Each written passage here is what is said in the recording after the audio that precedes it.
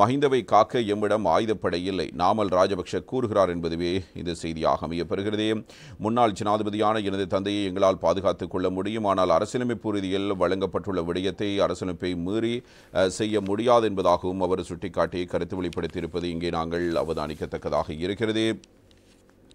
இந்த நிலையில் முன்னாள் ஜனாதிபதி மஹிந்த ராஜபக்ஷவின் உத்தியோகபூர்வ இல்லத்தில் இருந்து வெளியேற்ற அரசாங்கம் முயற்சிப்பதாக கூறப்படுவது தொடர்பிலும் அவரின் மகன்களுக்கு அவரை பார்த்துக் கொள்ள முடியாதா என்று அமைச்சர் நலிந்த ஜெயதிச வெளியிட்ட கருத்து தொடர்பிலும் ஊடகங்களுக்கு கருத்து தெரிவிக்கும் போதே நாமல் ராஜபக்ஷ இவ்வாறு கேள்வி எழுப்பியிருக்கிறார்.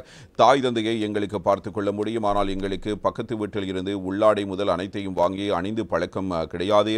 நாங்கள் தாய் தந்தையை பார்த்துக் கொள்வோம், ஆனால் முன்னாள் ஜனாதிபதி மஹிந்த ராஜபக்ஷவுக்கு பாதுகாப்பை வழங்குவதற்கு என்னிடமோ எனது கட்சியிடமோ ஆயுதப்படை கிடையாது.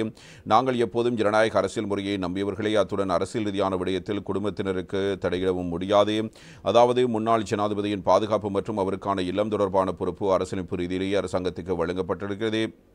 அவ்வாறு அரசியலமைப்பின் ஊடாக வழங்கப்பட்டுள்ள விடயத்தை 3 மகன்களின் தோள்களில் கொண்டு செல்ல முடியாது. நாங்கள் தாய் தந்தையை பார்த்துக் கொள்வோம், ஆனால் அரசியலமைப்பை மீறி தமது அரசியல் நோக்கத்தை நிறைவேற்றிக் கொள்ள அரசாங்கம் எதிர்பார்க்கிறது என்றும், ஆனால் எங்களின் ஊடாக அரசியலமைப்பை மீறி செய்ய எதிர்பார்த்தாலோ அதனை செய்ய முடியாது.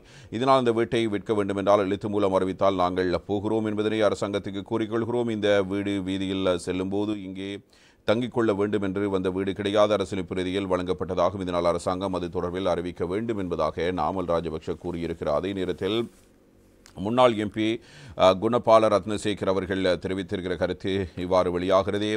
உள்நாட்டிலும் வெளிநாடுகளிலும் மஹிந்த கோட்டாவுக்கு எதிரிகள் என்பதாக அவர் குறிப்பிட்டிருக்கிறார். முன்னாள் ஜனாதிபதிகளான மஹிந்த ராஜபக்ஷ மற்றும் கோட்டாபய ராஜபக்ஷவுக்கு இன்றும் சர்வதேச மட்டத்திலும் தேசிய மட்டத்திலும் எதிரிகள் இருக்கிறார்கள்.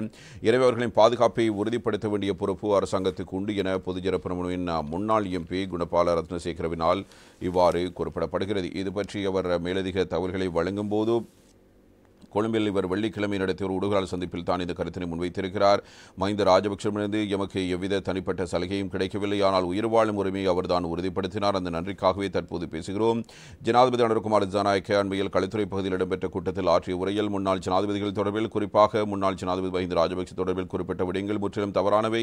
ஜனாதிபதி அனுரை எவ்வாறு கீழ்நிலைக்கு செல்வார் என்று நாங்கள் எதிர்பார்க்கவில்லை. இதன் பின்னரும் நாங்கள் அமைதியாக இருந்தால் நாங்களும் நன்றி இல்லாதவர்களாகவே மாறிவிடுவோம். ஜனாதிபதி தனது உரையில் முன்னாள் ஜனாதிபதிகள் 60 போலீஸ் பாதுகாப்பு வழங்கப்பட்டிருக்கிறார்கள், அமைதியாக இருக்க வேண்டும், இல்லாவிட்டால் அதுவும் குறைக்கப்படும் என்று கூறியிருக்கிறார். இது முற்றிலும் தவறான கருத்து. ஜனாதிபதி அனுரகுமார் திசாநாயக்க கடந்த காலங்களில் தேர்தல் பிரசார மேடைகளில் பேசியதை போன்று தற்போதும் பேசுகிறார். ஜனாதிபதி பதவிக்கான கௌரவத்துக்கு அமைய அவர் செயற்பட வேண்டியது அவசியம் என்று முன்னாள் ஜனாதிபதி மஹிந்த ராஜபக்ஷவை 30 ஆண்டு கால யுத்தத்தை முடிவுக்கு கொண்டு வந்து நாட்டை பாதுகாத்தார்.